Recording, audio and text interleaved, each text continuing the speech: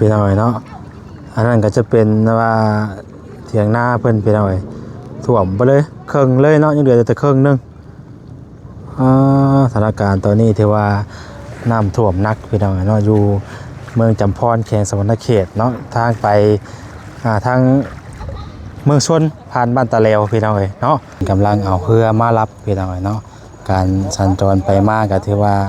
ค่อนข้างจะลำบากแน่เนาะข้ามสิไปใช้นี่น่ะไปบ้านตะเลวบ้านตะเลวโอ้ต้องเอาเรือไปที่ต้องเอาเรือไปครับไปส่งท่วมเลอะอันแห้งบ่ทางนั้นน่ะจะแห้งแน่นอนเพียงเอวเลยบ่ชาวบ้านเพิ่นก็กำลังจะข้ามไปทางงานบ้านตาเดียวพี่น้องเนาะต้องได้ใช้เรือข้ามไปได้พี่น้องเนาะถ้าว่าบ่ใช้เรือข้ามไปนี่ถือว่าไปบ่ได้เนาะเส้นทางพี่น้องเนาะถือว่าขึ้นแห้งอยู่ดีเลยพี่น้องเบิ่งแน่เนาะเส้นทางไปบ้านตาแลวเนาะเข้าไปทางเมืองชนพุ่นแหละพี่น้องพอสามารถไปได้พี่น้องเนาะเพราะว่าเส้นทางตัวนี้นะน้ำขึ้นแห้งลายตอนนี้พี่น้องตัดขึ้นล้นทางเลยเนาะถือว่าบ่สามารถไปได้พี่น้องก็มันโอ้ตัวกันถุงเพื่อนแล้วนี่ถือว่าเติมนึงเนี่ยไปบ่บางเทื่อบางปีบางคนมันก็บ่เฮ็ดถึงบ่นี่พวกครัวเล็กพี่น้องครัวเล็กเมืองจำพรแขวงสะวรรณเขตเนาะข้ามทางบ้านเกียงกอกนี่แหละพี่น้องเนาะครัวเล็กทางบ้านเกียงกอกพี่น้องเนาะตอนนี้ก็ถือว่าน้ำใกล้จะเต็มแล้วพี่น้องนี่คักแน่ดีล้อนี่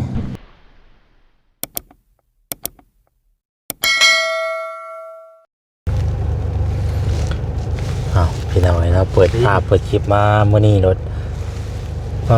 น้ำต้นแซมทางอันนี้เนาะได้บ่เซตบาทนี่เราจะไปได้บ่ต้องลงนี่เอาแวะไว้เล่นก่อนเดี๋ยวทางเป็นก่อนไปบ่ได้เด้บ่ได้เดี๋ยวเบิ่งก่อนนะเขาจะไปเอารถอยู่ใช่ไหมโอ้ยเงาได้นี่เซตบาทนี่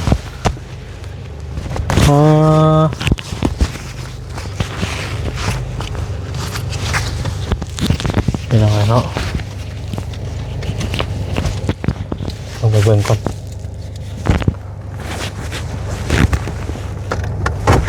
สบายดีเด้อพี่น้องเด้อเนาะสบายดีบ่จุกูสู่คนพี่น้องเอ้ย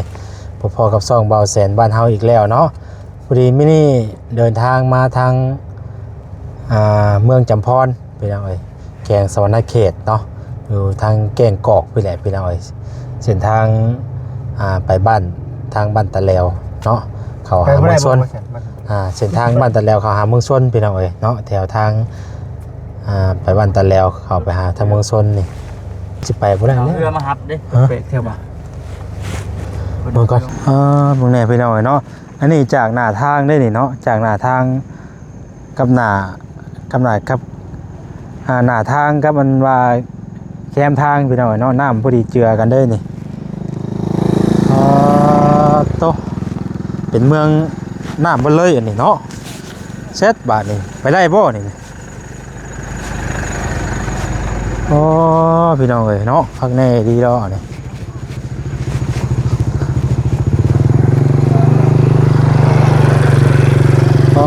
กินพี่น้องเอ้ยเนาะขึ้นยอดเลย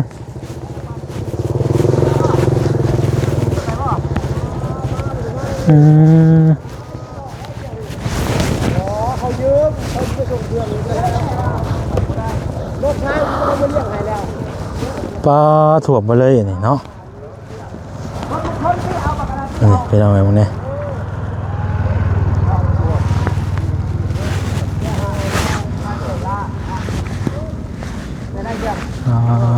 มึงเนี่ยพี่น้องนะเป็นน้ำมาเลยนี่เนาะจ่ายเงินเสร็จแล้วเห็นแล้ว10 ล้านเขาเอาไปเลี้ยงไว้ได้แม่ตัวละมันมีแม่หาแม่หรอกซุปแดงก็เป๊ะครับเป๊ะเขาก็บอกมันหลายโต๊ะขายกันเลยรถมาเลยเนาะรถเขาจะบ่เล่นแล้วบัดนี้เนาะไปบ่ได้แล้วมันถ่วมแล้วจังมือแล้วนี่ถ่วมมื้อนี้บ่นี่นะนึกว่ามันลงเลยได้โมเมนต์ที่นี่เมื่อวานนี่มันบ่ถ่วมอ่ะน้ำขึ้นบ่นี่นะบ้านนี่ยังไปได้ เฮ็ดได้ไดเด้อเฮา ยักขึ้นแพสิขึ้นผู้ยักขึ้นยักหอยยักมาเลย อะไรเฮาสิไปไว้รถอยู่เด้บ่จิตกัน น้ำใน น้ำในมีครบ ไปแล้วมัน พอดีมีเวียกโอ้ยไปทางนั้นเนาะไปบ่ได้แล้วต้องเว้ยบาทนี่ เพิ่นพากันขายกล้วยปิ้งเพิ่นว่าไงเนาะ อ๋อจุ๊บใครสบายดีทั้งบ่ มาเลยพี่น้อยเนาะอันนั้นก็จะเป็นว่าเถียงนาเพิ่นพี่น้อยท่วมไปเลยครึ่งเลยเนาะยังเหลือแต่ครึ่งนึงสถานการณ์ตอนนี้ถือว่าน้ำท่วมหนักพี่น้อยเนาะอยู่เมืองจำพรแขวงสวรรณเขตเนาะทางไปทางเมืองชนผ่านบ้านตะเลวพี่น้อยเนาะถือว่าไปบ่ได้เด้อเส้นทางนี้พี่น้อย โอ้สบายดีสบายดี สบายดีเด้อคำเด้อ สบายดีเด้ย่างไปได้บ่เอ้ย บ่นี่แล้วนะเว้านั่งเรื่องน้ำท่วมเนี่ย ค่อยไปพิดรถค่อยกันเลยคันหนึงเลยไปพี่น้องทางชาวบ้านเพิ่นกำลังเอาเรือมารับพี่น้องเนาะการสัญจรไปมาก็ถือว่าค่อนข้างจะลำบากแน่เนาะข้ามสิไปใช้นี่น่ะ ไปเป็นจะแล้ว ไปบ้านตะแล้วโอ้ต้องเอาเรือไปที่ต้องเอาเรือไปรับไปส่งท่วมแล้วอันแห้งบ่ทางนั้นน่ะ แกแห้งแน่นอน เพียงแอวเลยบ่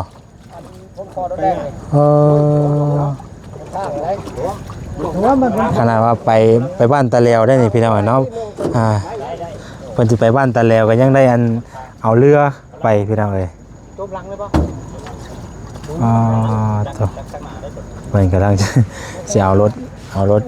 ขึ้นเรือแล้วก็มันขับไปข้ามไปฝั่งนั้นเนาะต้องได้เอาเรืออันข้ามไปข้ามมาเอาพี่น้องถ้าว่าบ่เอาเรือข้ามไปข้ามมาถือว่าบ่ได้เนาะตัวเบิ่งก่อนเบิ่งหน้าทางก่อนยังไกลอยู่เนาะอาจจะสิมาอันนั้นก่อนมาปิดรถก่อนพี่น้องเอ้ยน้ำมันกำลังมาว่าซั่นโอ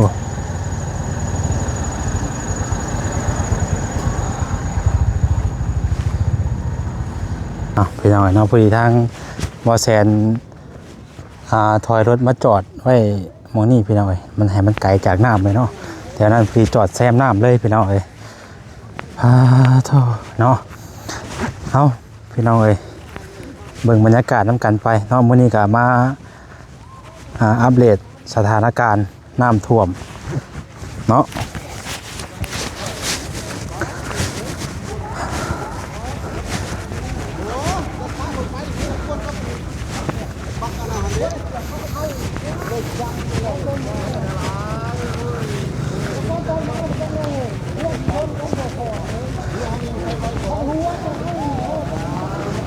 พี่น้องเนาะตอนนี้ทางชาวบ้านเพิ่นก็กำลังจะข้ามไปทางงานบ้านตาเดียวพี่น้องเนาะต้องได้ใช้เรือข้ามไปได้พี่น้องเนาะถ้าว่าบ่ใช้เรือข้ามไปนี่ถือว่าไปบ่ได้เนาะเส้นทางไปบ้านตาเดียวหรือว่าไปทางเมืองชนได้พี่น้องเด้อเนาะตอนนี้ถือว่ารถใหญ่นี่ไปบ่ได้แล้วพี่น้องเนาะเพราะว่าเนื่องจากว่าน้ำท่วมลัดทางพี่น้องเนาะก็เฮ็ดให้ไปบ่ได้เนาะนี่เลยเนาะทางชาวบ้านเพิ่นก็กำลังเอารถขึ้นเรือขึ้นหยังเนาะพี่น้องเอ้ยหลายครูหลายคนเพิ่นกำลังเอาเรือมารับไปทางนั้นบ้านตาเลวพี่น้องเลยเนาะ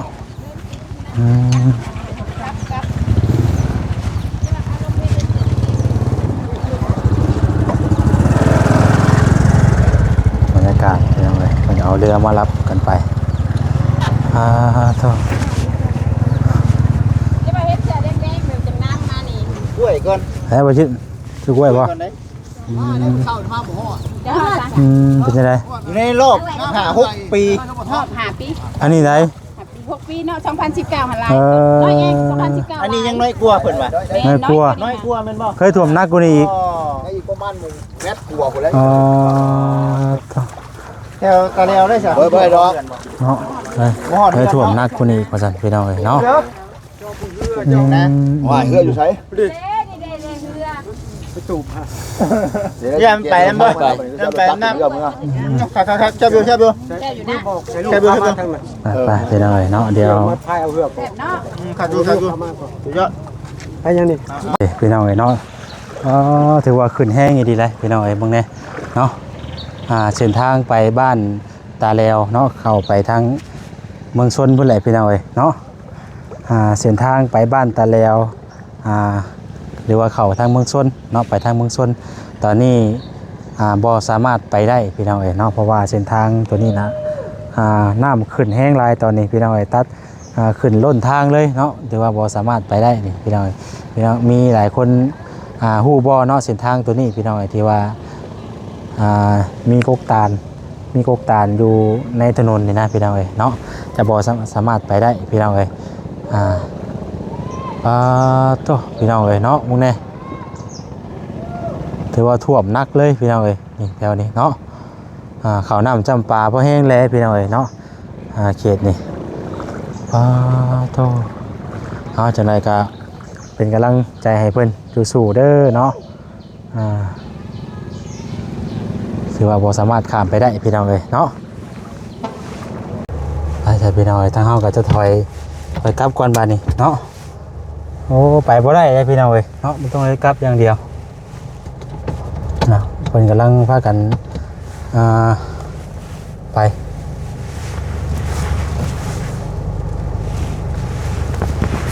ถอยบูว่าจังหวะรถอยู่ใช้ได้นี่พี่น้องเนาะ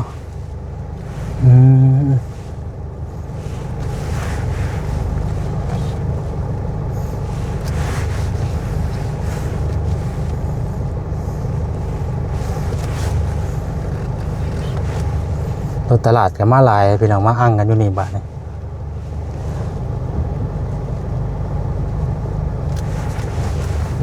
บ่จิตได้เรถกระหัน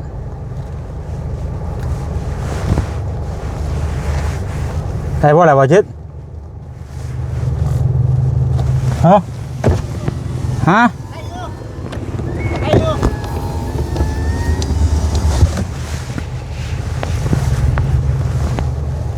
ทางไหนได้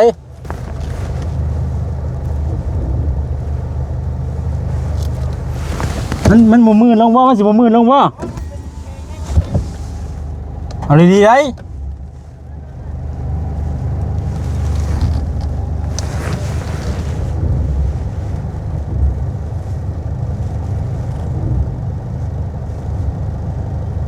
ได้บ่ฮะ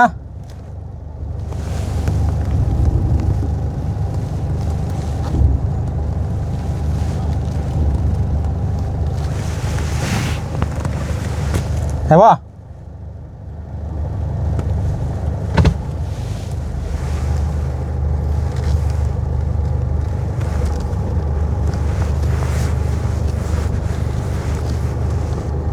โอ้กล้าได้ไปสิเนาะเอาไหมไปไหม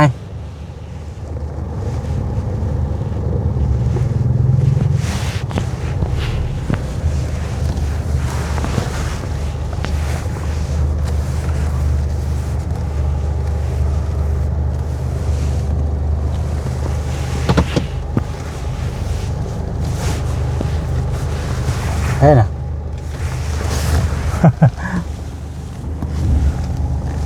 เฮ้ยพ่อเฮ้ย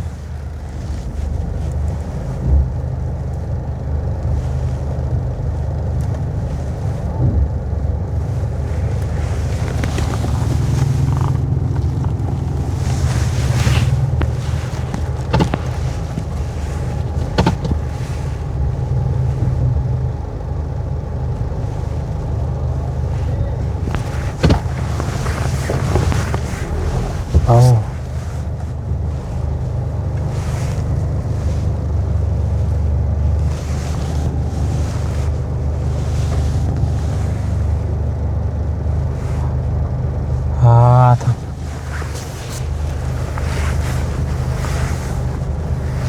น้ำกำลังมาพี่น้องเนาะไปป่านนี้โอ้ยเสียวแท้นี่ เสียเพราะว่ามันเป็นดินทางไหน หนทางอยู่ห่างมันเบรกไปอยู่ไหลลงไปเลยได้ใช่เนาะ เดี๋ยวไปอยู่ว่า โอ้ ญาติได้นนนี่มันบ่เห็นเนาะฮะ ไปเลย อ๋อตัวย่านไหนเขาอยู่ในยามมันปลาดตื้อไปแล้วหรือขึ้นมาบ่ได้ ไปทางนี้ติ ว่า น้ำกำลังมาเนาะ สถานการณ์พี่น้องเนาะถือว่านี่ดิผู้ใดมาแถวนี้ก็ไม่ได้กลับเลย ครับเลยไปตัวบ่ได้เด้อ ตัวพักแน่ก็ดีแล้วพี่น้องเนาะ ไปตัวบ่ได้ อู้ยถ่วมแห้งกันดีนี่ มึงนี่เพราะว่าน้ำกำลังมาไอ้ดีเนาะ มึงไง มันหลายขึ้นแนะน อ๋อโธ่เอาเลยคือบ่เคยเห็นแล้วเนาะไปเลยคนทรงผมบนประเทศได้ว่าจิตฮะเจ้าคือคุณอยู่บ่นี่ ำว่าคุณเด้ ฮะ คนดังในโน้นนี่น่ะ เนาะ คนดังอันนี้น่ะ คุณอยู่ใด แม่นคนดังแบบนี้ เนาะ แม่น คุณใดอ๋อมึงเนี่ยพี่น้องเนาะบ้านเฮือนชาแล้วน่ะเฮือนงามใช่มึงเนี่ยกับมันโอ้โต โอ้กันถุมเพื่อนแล้วนี่ถือว่าเติมหนึงน่ะไป นี่ประเทศเพื่อไว้ได้นี่น่ะ เออ เพื่อก็ยังเสียวอยู่สำนี่นี่ ยังยันอยู่เนาะ เอาอีดี มันอยู่ในคุมเขตชีวิต คุมเขตสำนี่บัดมันมาแห้งนี่ย่านข่อยว่าอ๋อมึงเนี่ยวะมึงเนี่ยทางนี้น่ะ ดูแค่เลยบ่ได้ก็ซ้ำขี่มันเนี่ยมันเลยเพียงเบ่เลยนี่ เพียงหนทางเลย เพียงของทางเบ่เลย อ๋อ จุดใหญ่เพิ่นก็สิมาแบบว่าอยากเห็นนี่นะบ่ได้ก็บ่ฮู้ว่าสิไปได้หรือบ่ได้นะ ใครก็มาแบบเสี่ยงเบิ่งกันแหล้ว นี่ เลยนี่ก็ ตั้ง ไป ใจนะ คือเฮานี่ต้องได้กลับคืนแล้วเฮานี่ โอ้บ่ได้เลยไปสถานการณ์ไปสิไปบ่ได้นี่มันกำลังมาเนาะมึงไง ยามนี่ทำใจเด้อบ่ต้องเฮ็ดหน้าคือยาม แต่เข่าเนี่ยกระเจ้าเฮ็ดอยู่ไหน ฮะ ท่วมบ่ได้เข่านี่น่ะเข่ามีเข่าได้บ่จิต นี่ เออทางเข้าวัดยังกัน บ้าน ท่วมบ้านบ่นี่กะ แม่บ้านนู้นเพิ่น เอ ไปบ้าน ท่วมบ่แล้วพี่น้องเอ้ยเนาะน้ำท่วม บ้านไปบ่ได้ พระเจ้าจะใส่เรือเนาะ แม่ อืม เป็นยานพาหนะแทนเลยนะเดี๋ยว นี่ก็อาจจะเป็นบ้านเพิ่นนี่บ้านเพิ่นมารับเอานี่น่ะ แม่ อ๋อตัวสถานการณ์ ใส่เรือเนาะ โอ้ไว้แบบนี้พี่น้องเอ้ยเนาะเพราะแบบออกไปทางไหนก็ยากเด้นี่เนาะ อย่างนะ เพราะมันเนี่ยพี่น้องเอ้ย สัตว์สาว่าสิ่งเนาะ เครื่องกรอง เครื่องใช้ไฟฟ้าอีกโอ้ย นี่ถ่วมไปเลยทีมนี่ เป็นแต่ย่านอยู่ มาถ่ายบรรยากาศให้พี่น้องเบิ่งเนาะ ยังนักอยู่ทางนี้เนาะยังถ่วมนักอยู่ ถ่วมนักเลยพี่น้องเอ้ย เขาเรานี่โอ้บ่ได้เป็นหน้าวานแนมเด้งเอาบัดนี้เนาะเฮ้ย ส่วน เนาะ หลายน่ะเพิ่นบ่บางเทื่อบางปีบางคนเพิ่นก็บ่เฮ็ดถึงบ่นี่ อืม อ๋อผมบ่ถีบเลยพี่น้องเอ้ยพวกนี้เป็นน้ำบ่เลยเนาะ เนาะ นั่นดิ บ่ได้ตื่นเลยนี่แถวนี้ โอ้เลิกได้ ดึกเลย ท่วมบ่ได้หัวนี่ท่วมใกล้จองต่อมันจักดิ นะ อ๋อเป็นน้ำไปเลยเนาะอืม โอ้โหดิ เออจำพรจะว่าน้ำท่วมไปเลยพี่น้องเนาะเขต อ๋อมึงเนี่ยแซมทางเลยวะปกติแถวนี้มันมึงเนี่ยกลัวน่ะเออหลังแต่ละเฮือนน่ะเนาะ มีแต่หลังคาเนาะ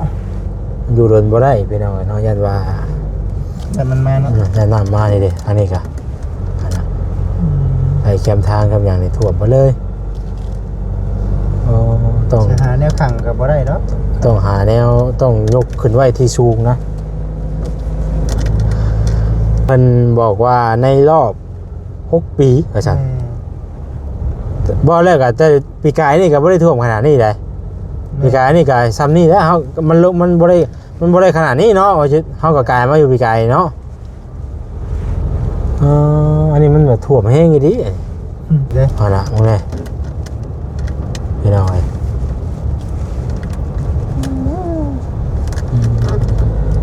โอ้ทางข้าง ระวังนำเด้อพ่อแม่พี่น้องเอ้ย อ๋อตัวโอ้เขา เขาเจ้าไปเบิ้งอันนี้นะเขาเจ้าไปเบิ้งหมองกันว่าน้ำท่วมหมองนั่นได้นี่นะเนาะปัญหาถ้าเขาจะเอารถข้ามไปตอนนี้เด้อไปวิทย์นี่ผู้แห้งนั่นเองนะต่อพี่น้องเลยโอ้ผู้ใดกัน ทางเงินเพิ่นมาผู้ใดกันมารายงานเนาะเพิ่นกันเนาะ งานเลย โอ้ต่อตรงนี้ท่วมเบิดน่ะเฮือนหลังนี้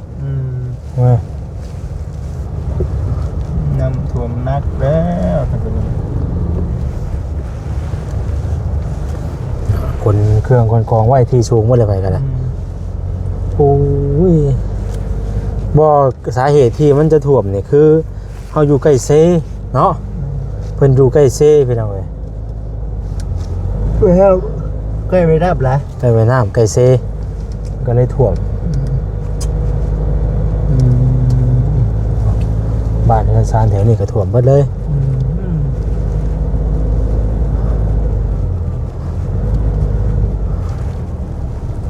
โอ้เนาะพี่น้องเนาะบ่มีเรื่องเข้าของมาเพิ่นเนาะแต่ละคนก็ได้ พอไอเตียงเราไปแจกทางเขตนั่นเขตนี่เด้ ตามเขต เขตใดที่ว่านักนะ ชุดเนาะ แบบว่า ท่วมบ้านอันนี้มันท่วมมัน ท่วมทางอันนี้ ท่วมทางอันนี้มันเป็นแบบท่วมบ้านคือตรงไหนเนาะเขาคงเวลาเสียหายนะ แม่อันนี้แบบว่าเพิ่นมันไม่ได้ท่วมแบบว่าท่วมบ้านว่าซั่นซะท่วมบ้านเป็นบางผู้ใดอยู่ใกล้ดีจังท่วมอ่ะนะเนาะ อยู่ใกล้ดีจังท่วม อันนี้มันจะท่วมแบบว่าอะไรวะ มันจะได้อยู่เนาะ ฮะนั่นคือดังตึ๊บฮะกลัวพุ่นป่ะไปพี่น้องเดี๋ยวสิอัปเดตลงไปอัปเดตอยู่หมองนั้นก่อนเนาะใกล้ป่ะหมองไหนพี่น้องเนาะครัวเล็กพี่น้องครัวเล็กเมืองจำพรแขงสวรรค์เขตเนาะขามทางบ้านเกียงกอกนี่แหละพี่น้องเนาะครัวเล็กทางบ้านเกียงกอกพี่น้องเนาะตอนนี้ก็ถือว่าน้ำใกล้จะเต็มแล้วพี่น้องนี่คักแน่ดีล้อนี่คักแน่ดีล้อนี่เอาสำหรับพี่น้องกับประมาณนี้เดี๋ยวสำหรับคลิปนี้ก็จะขอจบคลิปไว้ซ้ำนี้ก่อนเราก็จะได้เอารถข้ามกันอย่างไปก่อนพี่น้องเนาะเพราะว่าเราเห็นสภาพครัวแล้วก็ยังเป็นตาย่านอยู่พี่น้องเนาะตอนนี้แซมครัวเนี่ยตอนนี้พี่น้องไปนำลาไปก่อนจังไรก็ขอให้ปลอดภัยเบิดทุกคนเด้อพี่น้องเด้อเนาะ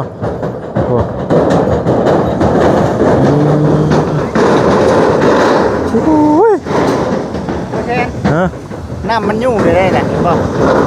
มันมีแนวบังเด้ มีแนวขังยุ่ง แมน